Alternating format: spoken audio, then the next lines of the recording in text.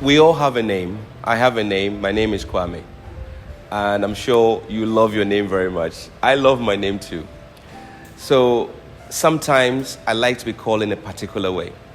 So when somebody is delivering customer service to me and they know how I like to be called and they call me by that name or that reference or that title, it makes me feel very valued.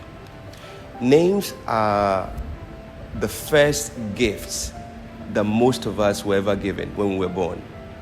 We keep this gift for the rest of our lives. Even when we die, we still keep that thing or that name. And for most of us, if we are lucky enough, they get to put that name on a tombstone. So it's such a valuable thing. And if you are able to know what your customer likes to be called, and when you are delivering service to your customer, you say, oh, auntie this, uncle this, or whatever they like to be called, and you mention their name, you bringing them into the fold. You making them feel part of what is happening. They know you care about their needs because you know their name. Because you know their name, they know that you are accountable to making sure they are satisfied.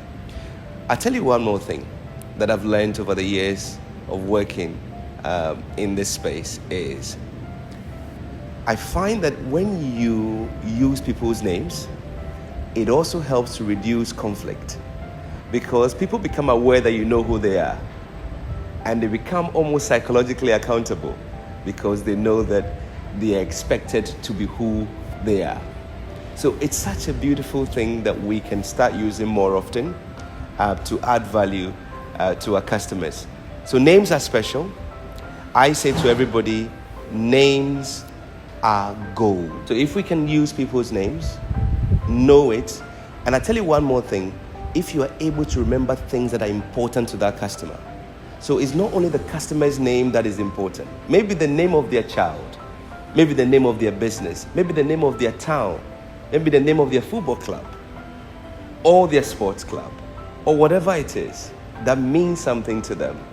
If you're able to know this, remember them, apply them in the right circumstances, you've got a customer who feels valued and important because of the way you're treating them. So we can do this. We've done this forever. This is our culture. And I think we can do it more and more as we apply the principles of customer service every day.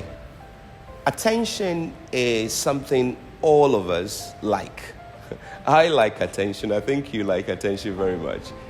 Time we feel neglected or we feel sidelined by somebody. Imagine you go to a party. You arrive at the party, you don't know anybody, and nobody comes to talk to you. You feel so isolated. You feel so unimportant. But just imagine all of a sudden somebody walks up to you and say, hey, welcome. My name is this. What is your name? Would you like a drink? You suddenly come alive. You feel part of what is happening. There's so many of us who have businesses and customers who walk into the business and for a few minutes there is nobody there to welcome them, to make them feel at home, or to even try to find out what they need and what support they can be given. So attention is important in business. But how can we give customers attention? One of the best way we can do that is by making sure that we are not on our phones. It's as simple as that. Please do not be on your phone when you're talking to the customer. Put the phone down, look at your customer, listen to the customer, and understand what their needs are. Because it's only when you truly understand what they need that you can provide that incredible customer service experience.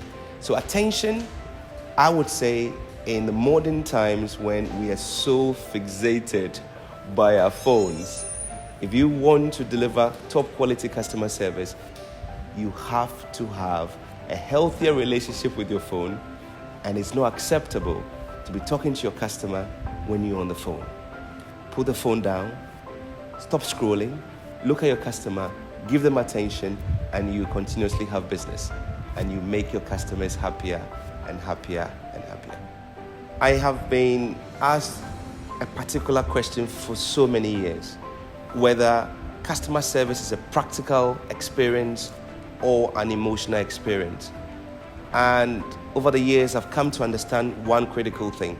Customer service is we, the service provider, doing so many practical things so that we would have an emotional outcome in the way the customer feels or how they feel about the service we provided them. Most of customer service or the experience the customer gets is a very emotional thing. It's very intangible. They cannot hold it. It's a feeling. And that is why people will say, I just love this brand. I just love this company. I like the way they treat me. They treat me like a king. They treat me like a queen. They make me feel special. So I say it's an emotional thing.